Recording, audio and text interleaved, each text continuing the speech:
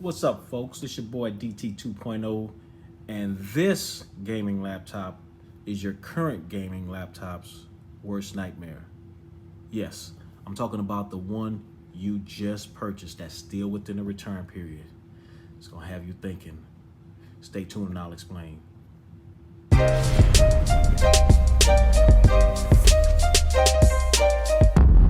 What's up, folks? As you can see, we have something special here, something different.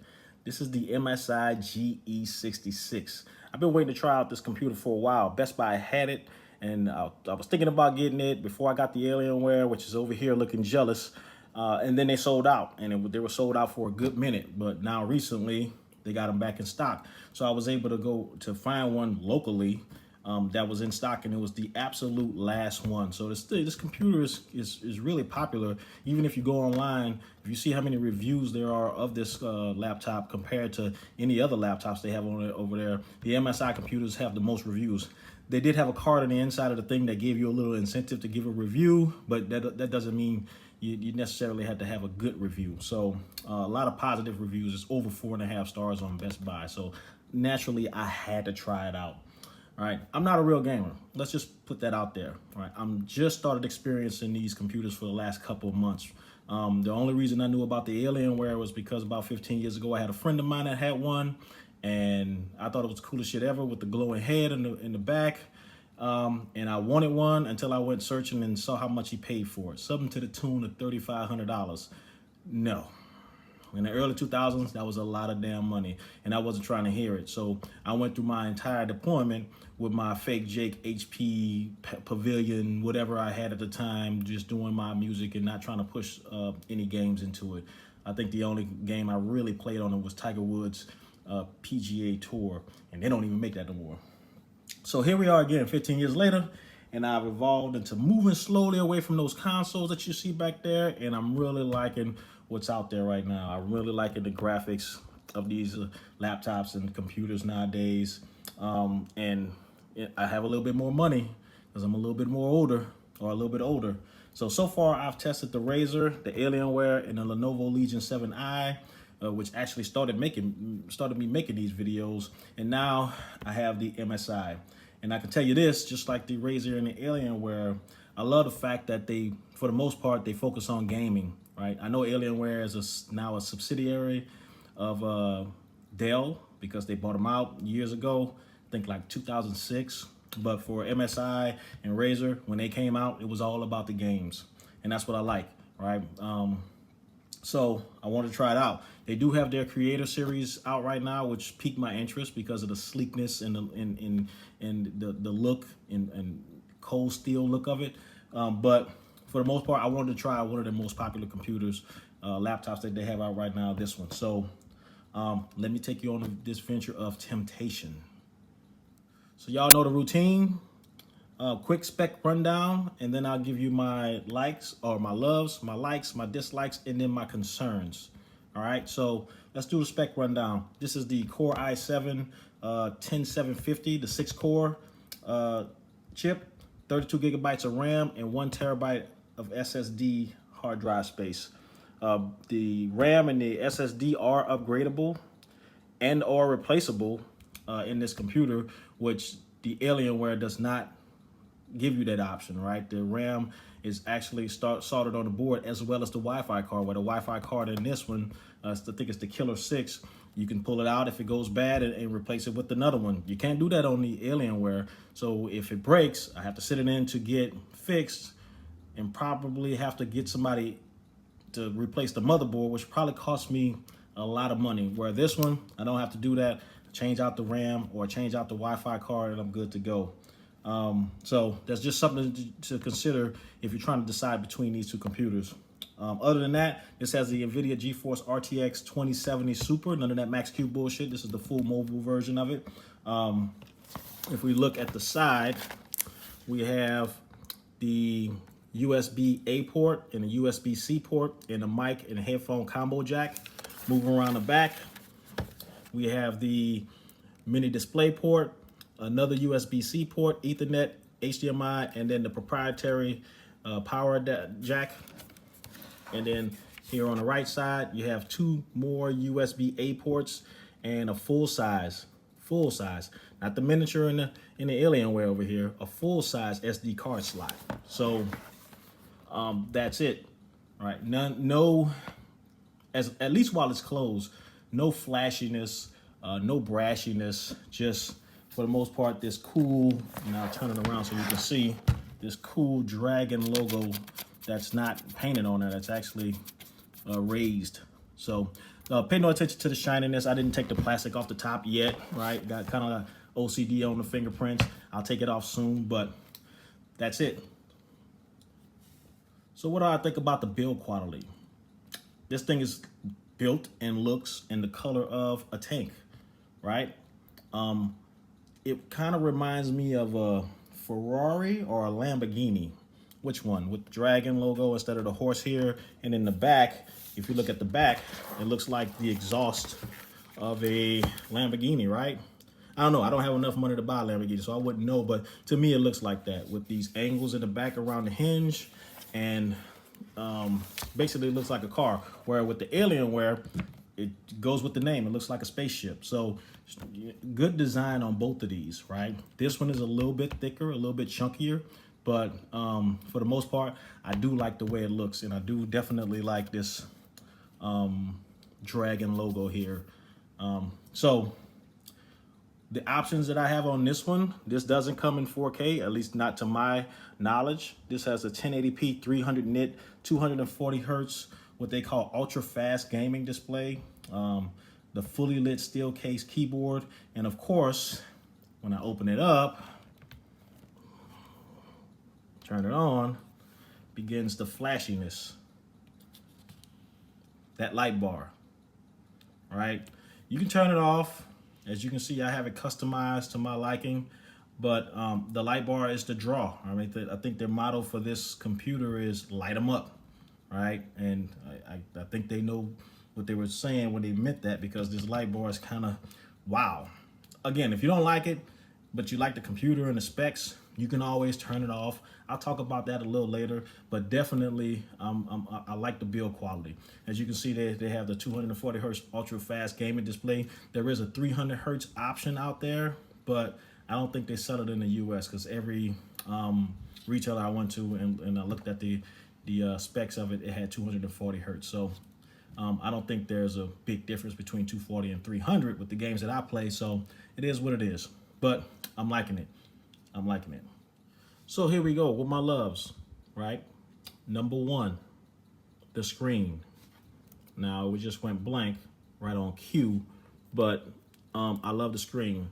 And I can tell you right now, the one thing that immediately jumped out at me when I first opened up this laptop and started it up, you know, when you start it up and that black screen comes on, you start immediately looking for backlight bleed. Guess what, folks? I didn't see any. I saw a reviewer online mention it, but I really didn't believe it, you know, because each laptop screen manufacturing process is different from one laptop to another, from one serial to another. So when I powered this one up, I fully expected to see some backlighting. If there was, I really had to look for it, and I didn't do it. And then I got really interested in doing it, and I took this thing in the bathroom, turned out all the lights. Yeah, I'm hood like that. Turned out all the lights, and then tried to look for any backlight, and I really couldn't see it. The screen was pretty much lit very evenly across the board. So the screen, while it's not the brightest, they do rate it at 300 nits, same as the Alienware M15 that I had before, the black one, or I'm sorry, the dark side of the moon one. This one is not as bright, but still bright enough. Unless I have a dark or something white on the screen, I really don't notice it. Or you would have to have this Alienware opened up right next to it to see how bright or dim it is, but it's good enough when it's sitting here in front of your face. I think I'm just spoiled by having that OLED over there. So again, this is the 240 hertz ultra fast display, or what they call ultra fast display. I can tell you right now that I've played a couple games with it. It's actually, even though the M15 that I had was 300 hertz, this one was 240 hertz consistent. It was running a lot smoother when I was playing my sports games where there's a lot of movement. All right, Madden has 11 men on the field, moving in the crowd and moving in all sorts of directions.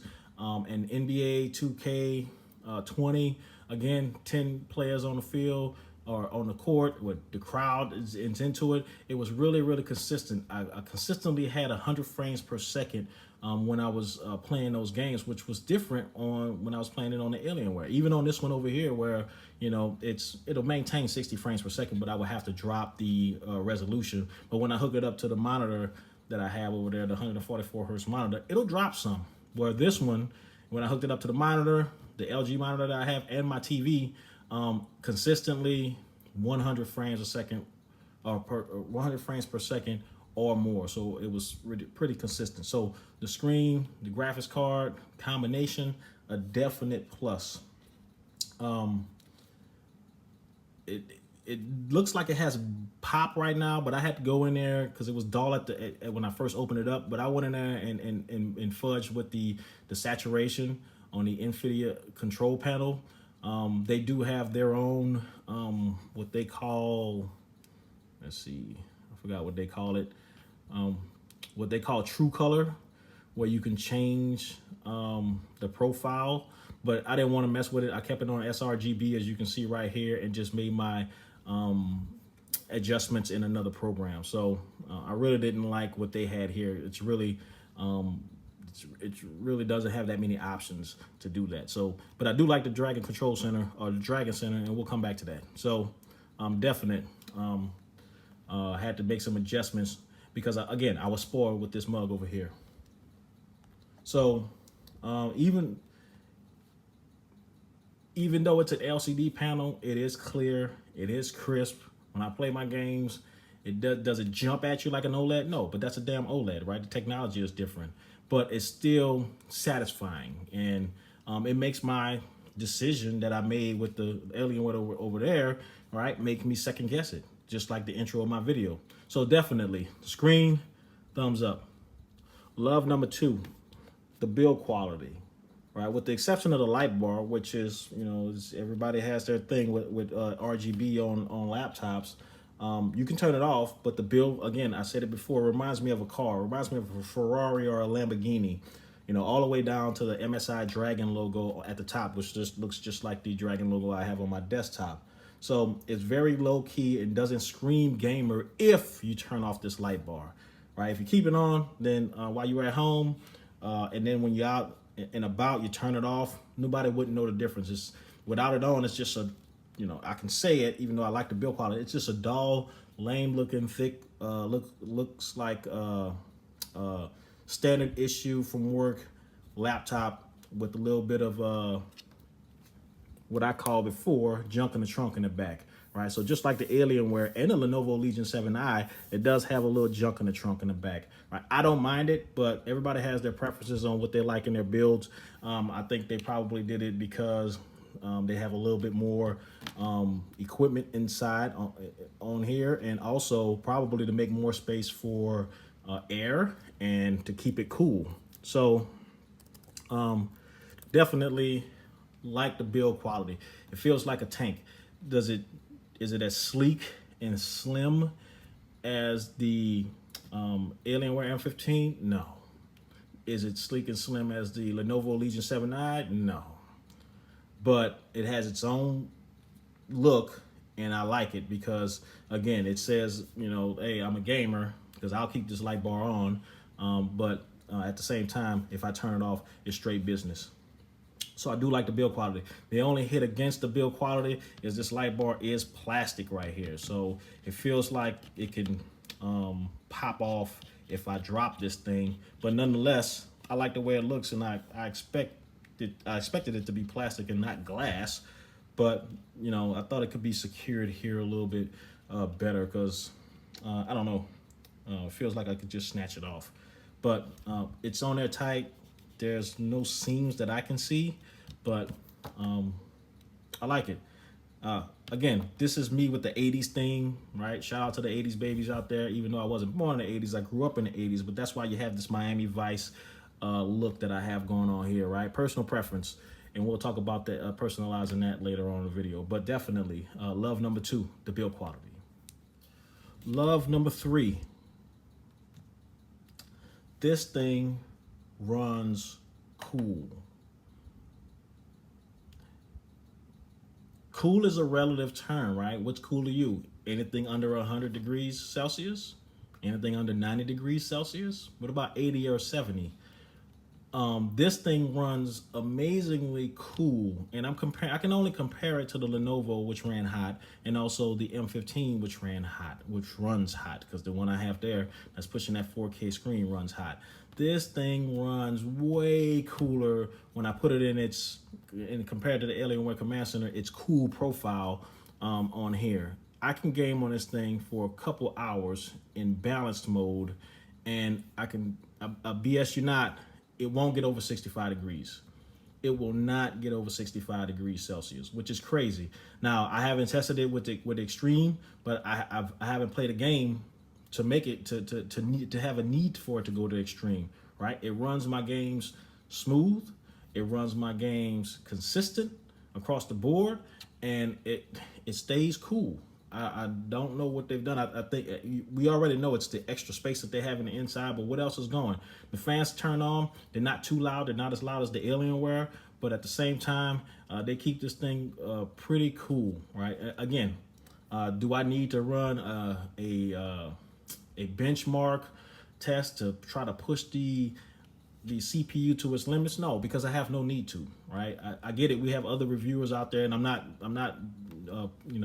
throwing them under the bus, but we have other reviewers that go out there and do that to their laptops or to the laptops that they have or they test just to see the limit and see what it does while gaming. I appreciate those videos, and I watch those videos also. But for me, when I get things, I want to test them out how I'm going to use them and not push them to its limit. Right, I'm only going to do the things on this computer and test the games that I have on this computer that I game with, not other games that are supposed to push it. So the Tomb Raider, the Assassin's Creed, and all your sports games, FIFA, NBA 2K, Madden. I'm going to play those games and put them on ultra settings and see how this computer reacts. Right, even when I did the benchmark on Tomb Raider, again. Right, I think it nudged 70, but that was it. And the fans came on, and they did like 4,000 RPM, as you can see right here. Both fans came on at 4,000 RPM, but the CPU temperature and the GPU temperature were well under what the norm is on every other laptop I've tested. So were they loud? Yes, but not as loud as that PS4 that I have back there when it's under duress, and definitely not as loud as the Alienware, so definitely if you get this, balance mode is what I prefer. If you're not doing any gaming that's going to need that extreme push, this has the RTX 70 Super, so it can handle things very efficiently. So definitely this thing runs cool. That's my love number 3 and my last love. And now into my likes, right? I'm not gonna lie, I had to nitpick with this thing, but one thing I didn't have to nitpick with was this keyboard, right? It ain't as good as what I'm used to, right? Again, I've had the Alienware M15, I had the Lenovo Legion 7i, I had the Razer Blade 15. All of those keyboards were better than this one, right? This one is nowhere near on par with the Alienware, which in my opinion is the best in the gaming business, at least. But it doesn't have that much pushback to it. It doesn't have that much resistance to it. The key travel is short and not as deep as the Alienware. It kind of reminds me of a MacBook Pro with just a little bit more depth to it. I'm complaining, but overall I do like it. Right, because after getting used to it, it was okay. I was okay with it. What I didn't like during that process is this little mini right shift key, right? You probably have to look at them both at the same time, but this one on the right side is shorter than the one on the left side. And it was pissing me off because every time I went to hit shift, I was hitting this up arrow while I was trying to type a script.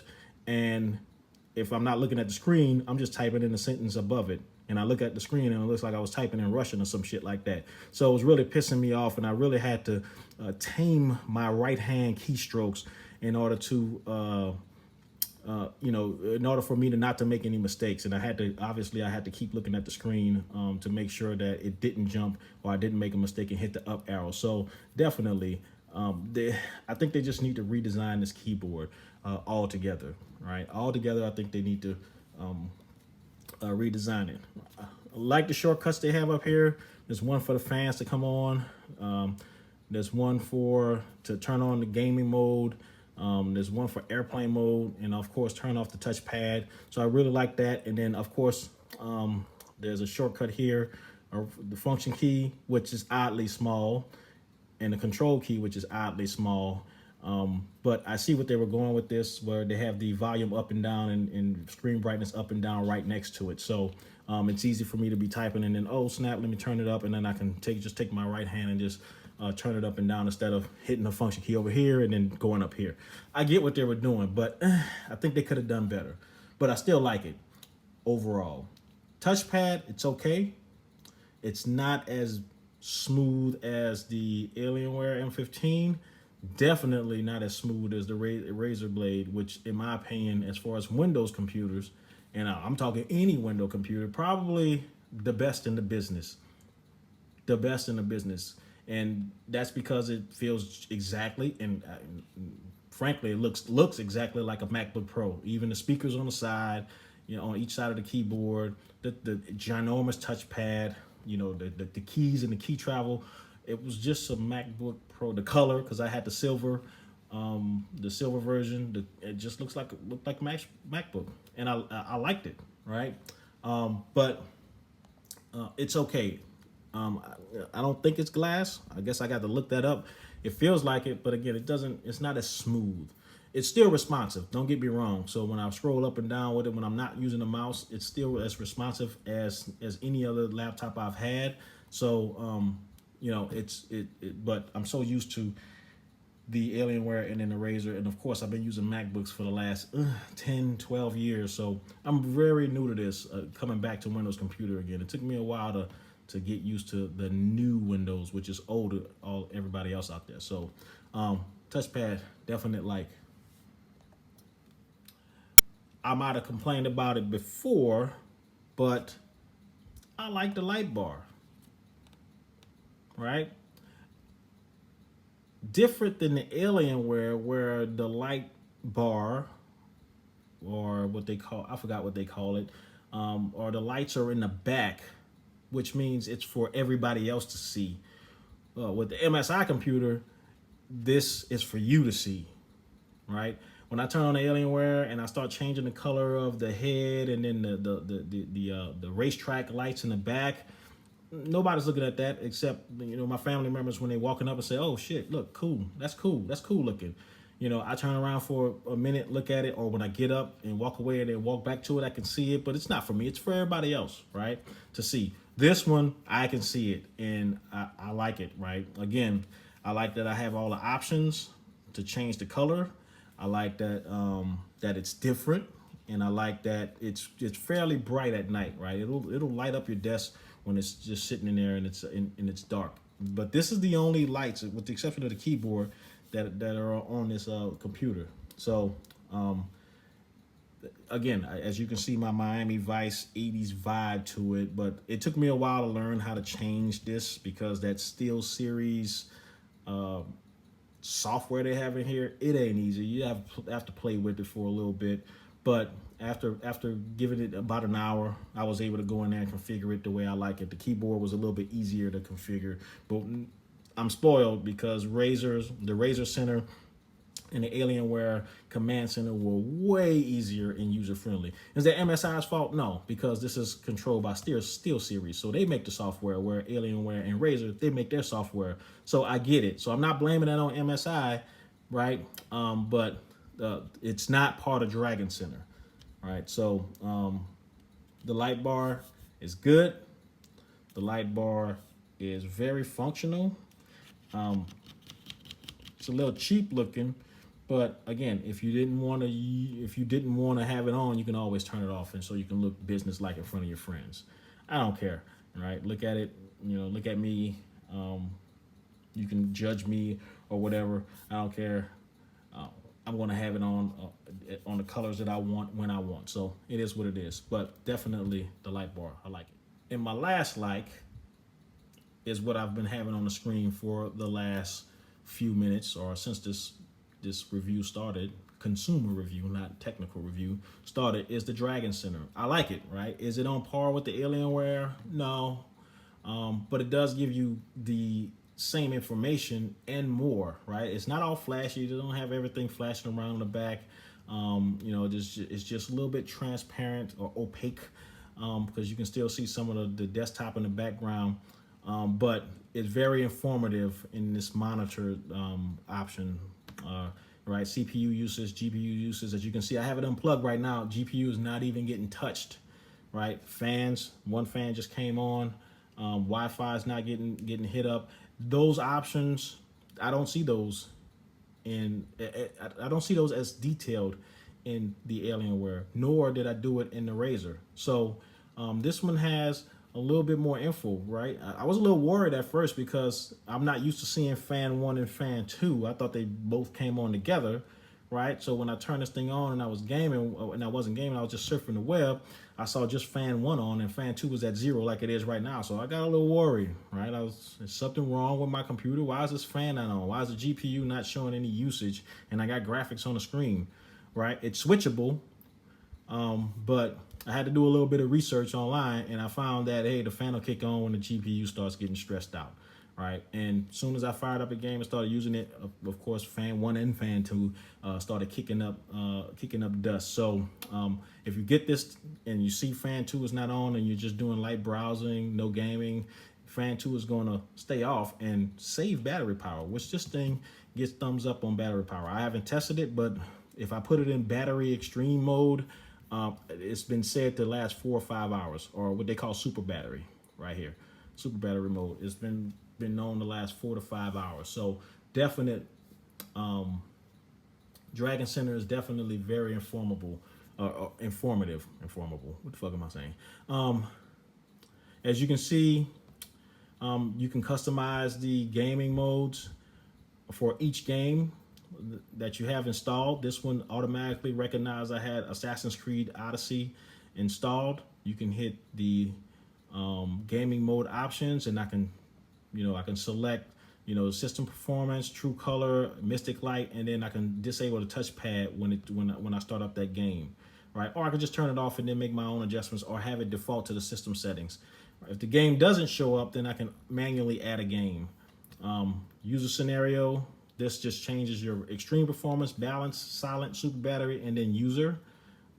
General settings, Windows key, switch key, webcam, turn that on and off. Display overdrive, which I have on right now, and then the GPU switch. So you can switch the GPUs and tell it to just only use discrete graphics mode. And then, of course, turning on and off the crosshair display. So I haven't messed with the GPU switch yet. But once I've changed it once, and it just told me to restart the computer, and then when I started it, I guess it was in discrete graphics mode. I've been hearing some reviewers say, hey, they may need to do a software update because it doesn't necessarily switch, because when you go back in there, it's back on hybrid graphics. I haven't had that issue, so your mileage may vary.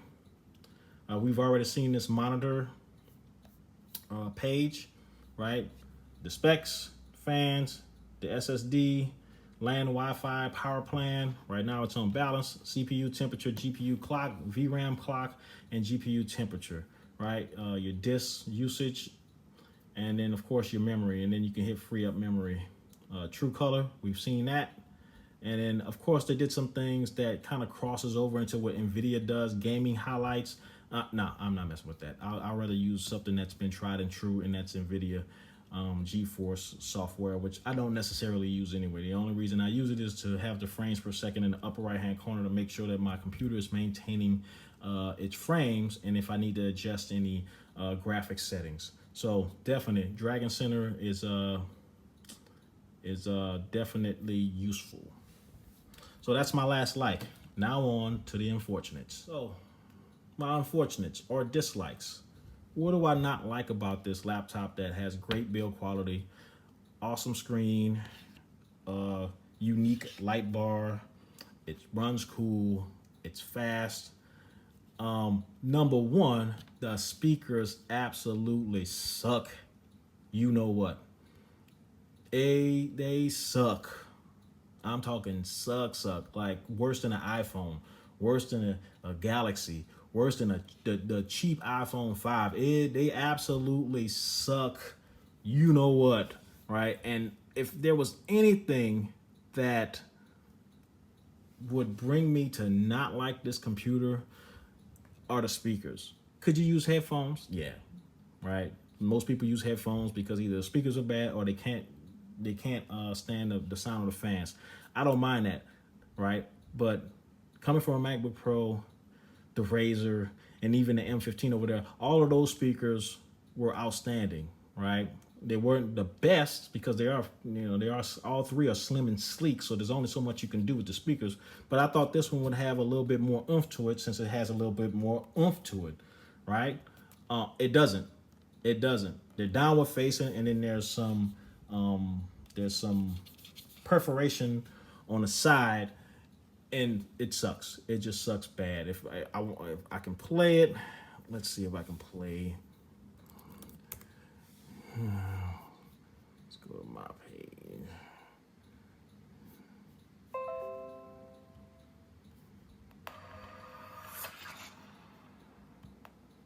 Work stuff on here. Check email and then write some documents. I also do some very tinny editing, obviously, because I'm doing these. Very tinny. No bass. No bass at all. None at all. So definitely, if you're getting this computer and you don't have a good set of headphones or some speakers to hook up to, I have both. This ain't the one for you. This ain't it, Jack. This ain't it. So no on the speakers. Dislike. Now, my number two dislike, and at this point, I'm nitpicking, right? I've already said the keyboard and the shift key, they were in my likes because overall I liked it. The keyboard lighting is good. It's nice and even. It's not as bright as the Alienware, but this thing is a little bit chunky, right? And I'm just comparing it to the 3-4 laptops I've had in here before, right? I had the MacBook Pro, which is just almost like a sheet of paper, right? Compared to this, I've had the M15, I've had the Lenovo Legion 7i, and also I had the Razer Blade 15. All of them, along with the Zephyrus G14. All of those were slim, sleek, flat looking, except for the Lenovo Legion with that low budget ass hinge on the back. Don't start me on that. But they were slim and sleek. This one, again, it's chunky. It's got a little chunk with junk in the trunk. Try to say that fast 3 times, right? But I see where they were getting at because it runs cool because of all the extra space in it. Is it a trade-off that I would take? Absolutely. Is the speakers a trade-off I would take? Absolutely. So it's just something to consider if you're thinking about getting this thing, is because it's not as thin. You can still throw it in the backpack and take it on its way, and you probably won't feel a difference between this and if you had any of the other ones. But it's just a little bit more oomph to it when you're holding it and walking around to it. I can hold an Alienware in one hand and just walk around and feel confident. With this one, I'm holding 2 hands, especially with this light bar in the front. Right? What else? That's about it. And I'm not going to even lie to you, right?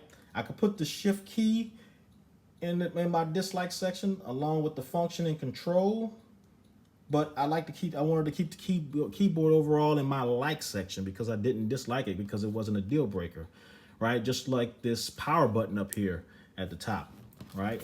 Let's pull it close. Why did they make the power button just one of the boys? Right? It's like they didn't want to do anything different with the power button. It was like, hey, we have an extra key. Just throw a fucking power symbol on it and put an LED light in the upper right-hand corner and bam, power. I like my power buttons with a little bit more give. Actually, I like it with a lot more give, right?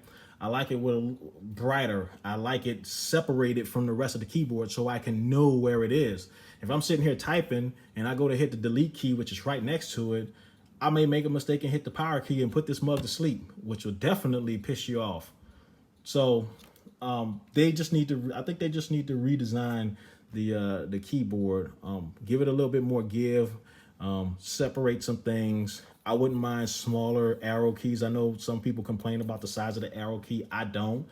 Again, I'm coming from a MacBook, so I completely understand, but I don't use the arrow keys that much to even complain about them. So definitely the damn shift key. I'm gonna keep saying it over and over, that damn shift key. And of course, separating my power button, putting it here in the middle, putting it on the side, put it somewhere where it's separate, where I won't make a mistake and hit it, you know. So but that's it. Other than that, I'm nitpicking. It runs cool, right? I don't have to undervolt it or repaste it. I don't have to do anything like that. So it's a great computer overall, but I'm nitpicking at this point, and that's a good thing. That's a damn good thing. Now on to my concerns.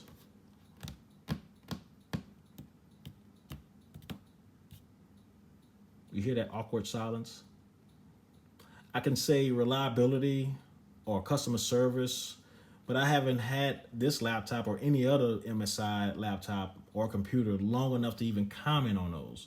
All I can do is go off of somebody else's rant online, and you know, when you go looking for negative comments for anything, you're gonna find negative comments. You'll find more negative comments than positive comments about different things that you do your research on, because most of the people that are satisfied with the things that they bought don't necessarily go online and start saying it, right? And I understand where they were coming from when they put that card in the box that says, hey, if you review our product, we'll send you some shit. You know, I think they'll send you like the Puff the Magic Dragon they send out that you see some folks with. I really didn't read it. I think the last time, or give you a pair of low budget headphones, which is pretty good, right? And I know that they'll probably be better than these damn speakers.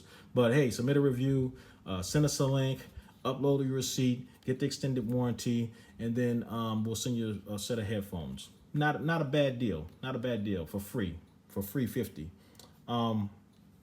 I can't comment on the customer service because I only reached out to them once, and that was to ask about the warranty, and they gave me my answer, and I connected in like 2 minutes, and they gave me my answer in like 3 minutes, sent me a link, and on my damn way, which is exactly how I like it, right? Exactly how I like customer service. They were okay, they were kind. They sent me a couple of messages. I got into their customer service via chat, and then they sent me what I needed, and I was up out of there, right? Didn't bother me. With the Dell, when I went online to ask those guys questions, while they were kind and polite and really responsive, it took me a long time to get in touch with them, right? Because I don't know if you've ever dealt with Dell's customer service, but you go into a queue, especially on a weekday, and at certain times of day, it's longer than others, and they'll tell you what place you're in. I think one day I started off at like place number 35, and I was waiting for like an hour and a half to my turn for chat. Which is crazy.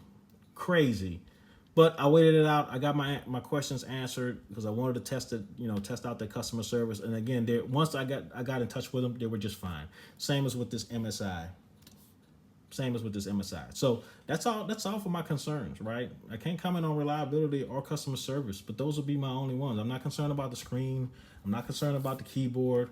I'm not concerned about the touchpad.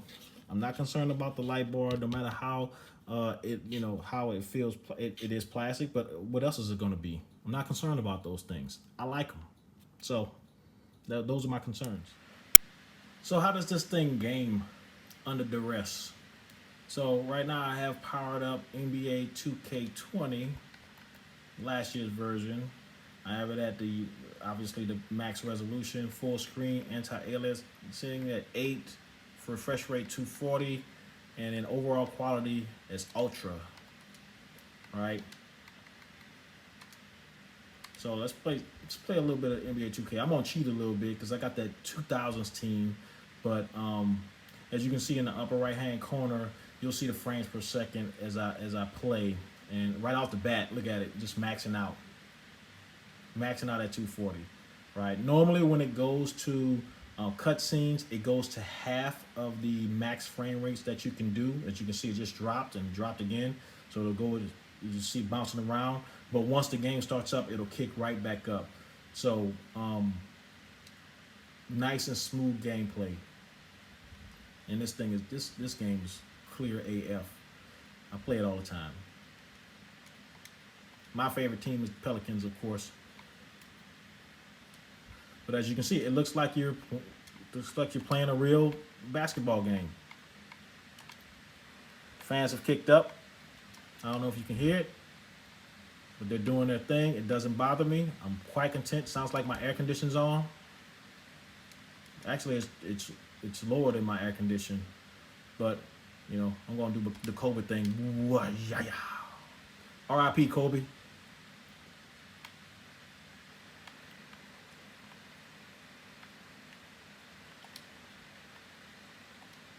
Give me that. Give me that. Allen Iverson was a beast. Give me that. Yeah. LeBron. And I just wanted to play long enough to show you one of these cutscenes, and it's still at over 100 frames per second, right? So NBA 2K, definitely a thumbs up on the way it's handling. So here we are in Tomb Raider. I'm going to go into my options and make sure my graphics are on. I don't use NVIDIA RTX DLSS because with this particular game, they had an issue, and I found some folks were having the same issue online, that when you turn on the DLSS, it randomly crashes during gameplay. So I have that turned off right now. I know it says it uses deep learning to increase game performance, but yeah, it proves image stability, but not game stability. So I have the refresh rate set to on, and then my graphics are at ultra, so everything is up high. And just for shits and giggles, I'll turn RTX into ultra, which crushes this thing. RTX crushes your graphics card in a good way, trying to crank out as much effects as possible. But I'll run the benchmarks with RTX on, and then run it with RTX off. I like using this game because graphically, I've never seen anything like it. There's probably more graphically clear games out there, but I thought this one just is, to me, it's just off the charts. And I even compared it to the latest, but not the Valhalla, is it? Assassin's Creed, but the last one that came out, and they're okay. And as you can see, with RTX fully on, all the way at max, I'm averaging 65 frames per second, which is completely playable on here, and it's smooth.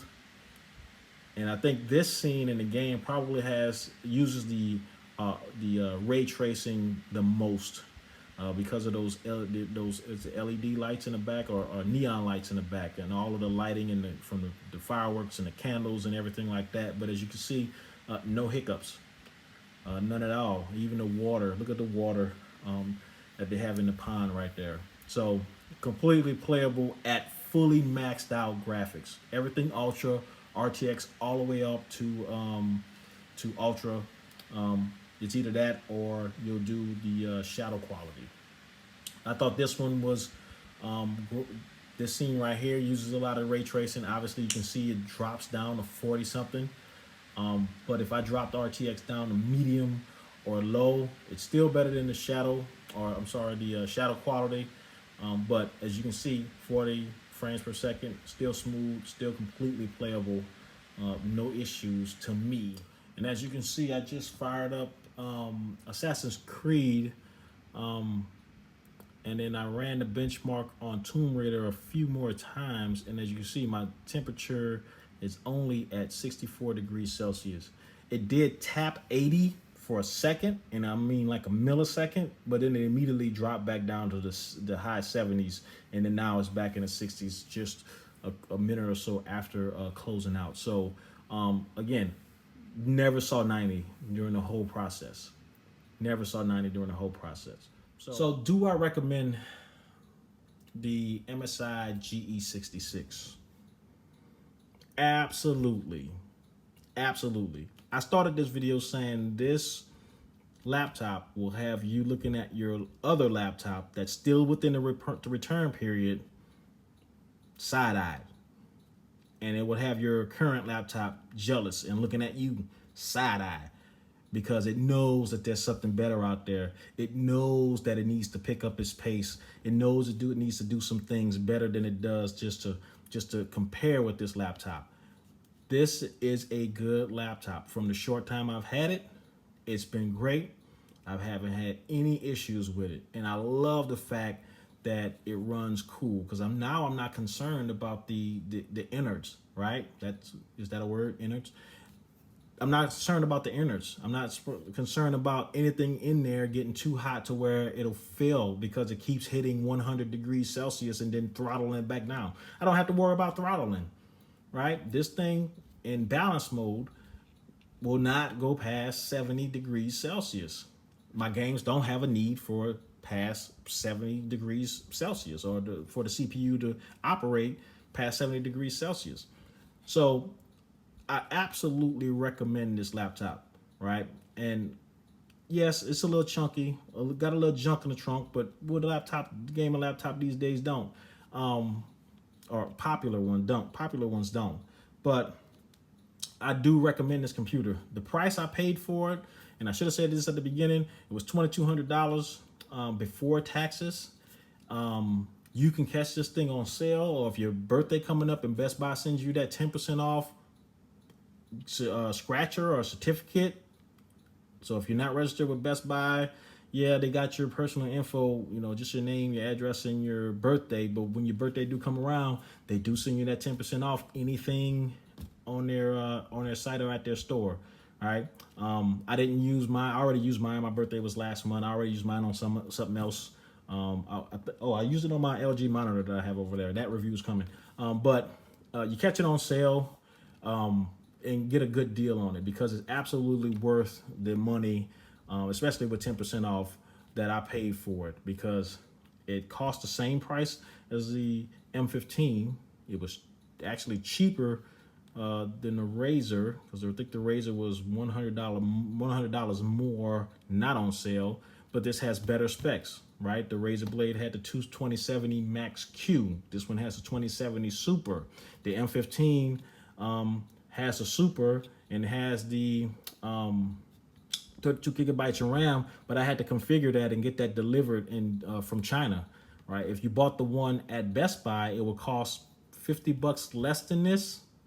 I think it's on sale for $1,900 right now, but normally it's $50 less than this, or $200 less than this. But it has half the RAM and then half of the SSD, 512 SSD hard drive space. So you're getting a good deal with this, and plus you have options to upgrade it to 64. You have options to just slap another SSD in here to make it 2, 3, 4, 5 terabytes if that's what you want. You have the option to change out the Wi-Fi card if a better one comes out. Wi-Fi 7, I think we just got into Wi-Fi 6, but if Wi-Fi 7 comes around, you still have this laptop, you can slap it in there, right? It ticks all of the boxes, right? With the exception of these damn speakers and that damn shift key. Man, they need to redesign that. Anyway, thanks for watching.